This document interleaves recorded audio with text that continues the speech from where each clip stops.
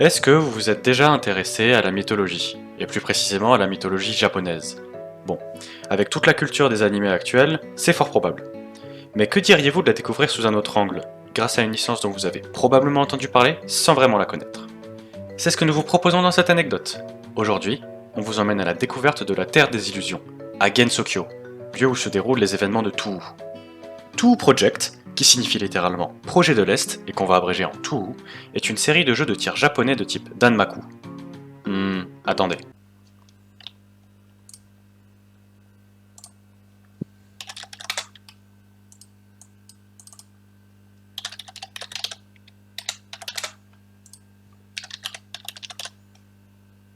Danmaku. Ok, c'est bon, on continue.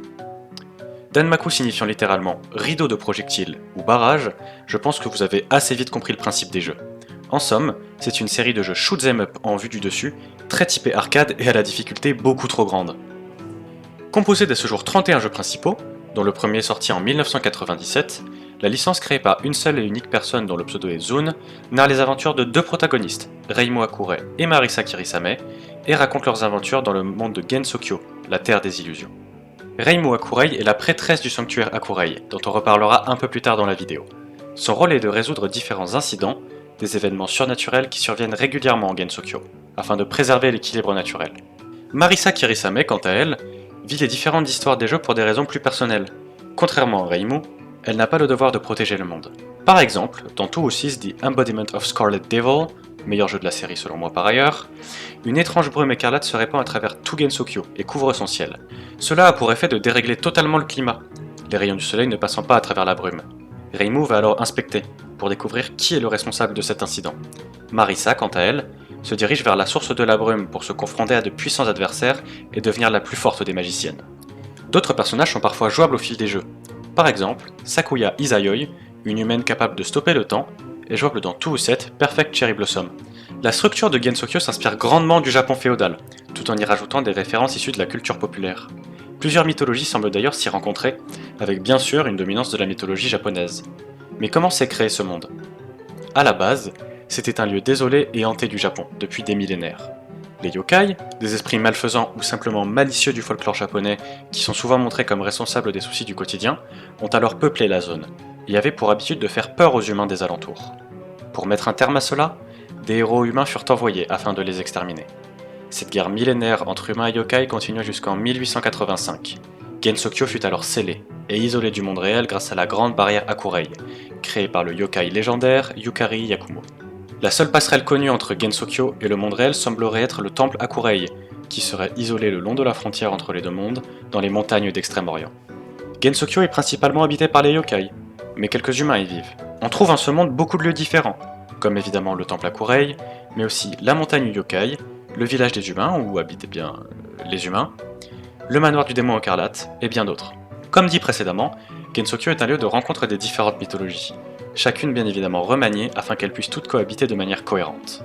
Et la meilleure façon de voir cela, c'est de se pencher sur les différents habitants de ce monde. On y retrouve des yokai et des lapins lunaires, témoins de la mythologie japonaise, mais aussi des vampires ou encore des fées, témoins respectivement des mythologies européennes et gréco-romaines. Il existe aussi en Gensokyo 3 versions de l'enfer, s'inspirant des enfers japonais, européens et gréco-romains encore une fois. Enfin, bien que ce monde soit calqué sur le Japon féodal, il n'est pas rare d'y croiser des objets qui peuvent vous être familiers, comme par exemple une Game Boy. Bien que le gameplay de tout soit au fond très simpliste, la licence a su réunir une communauté extrêmement dévouée qui fait encore aujourd'hui vivre l'univers. Un tel succès peut s'expliquer par le mélange savant entre le gameplay simple mais très exigeant du jeu et le lore profond et passionnant que tout propose. Ainsi, gamers hardcore comme des passionnés de l'histoire peuvent se réunir sous une même bannière. De plus, les musiques du jeu sont reconnues comme excellentes, ce qui n'est pas étonnant quand on sait que, à l'origine, Zune est un compositeur, et qu'il se servait des premiers Touhou pour promouvoir ses musiques. Cette licence a donc un énorme héritage sur la pop culture, notamment grâce à sa fanbase dévouée.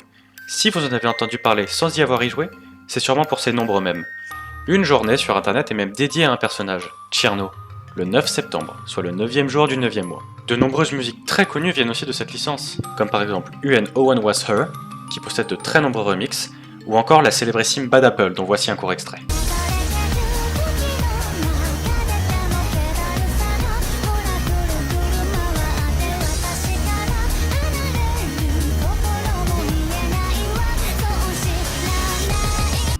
Vous l'avez peut-être déjà vu ou écouté sans savoir que la musique était en fait un remix et une cover d'une des premières OST de Touhou. Plus précisément, il s'agit de la musique du troisième stage de Touhou 4, Lotus Land Story.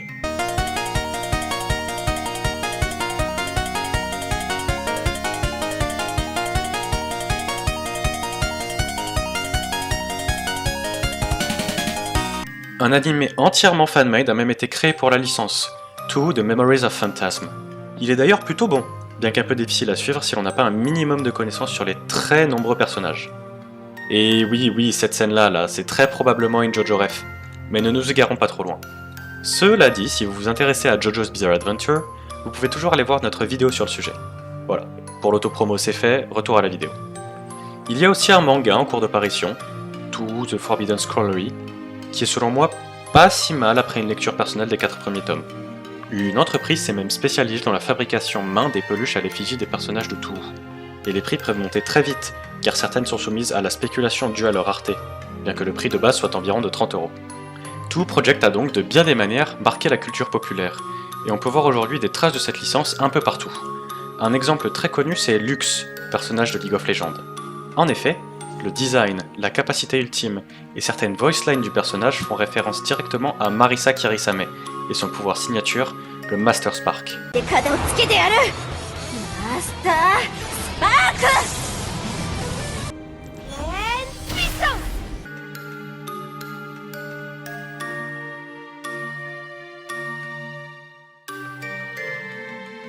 Light mage?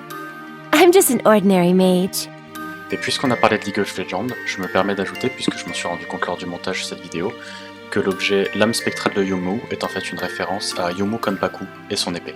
Partant d'un simple jeu shoot 'em up qui servait d'exposition à des musiques, la licence aura su se diversifier sans trop changer, ce qui lui a permis d'accumuler au fil du temps l'une des fanbases les plus actives, que ce soit des joueurs acharnés et déterminés à venir à bout des niveaux les plus difficiles, ou alors des passionnés de l'univers. Tout récemment, le prochain jeu Touhou a été annoncé, et il tarde à beaucoup de joueurs, moi y compris, de découvrir ce que ce nouvel épisode va apporter. J'espère que cette vidéo vous aura plu. Si c'est le cas, n'hésitez pas à vous abonner et à activer la cloche pour ne pas rater les prochaines anecdotes. Vous pouvez aussi vous rendre sur notre compte Instagram pour plus de contenu. Dans tous les cas, on se retrouve au coin des mondes le week-end prochain pour une nouvelle anecdote. Sayonara.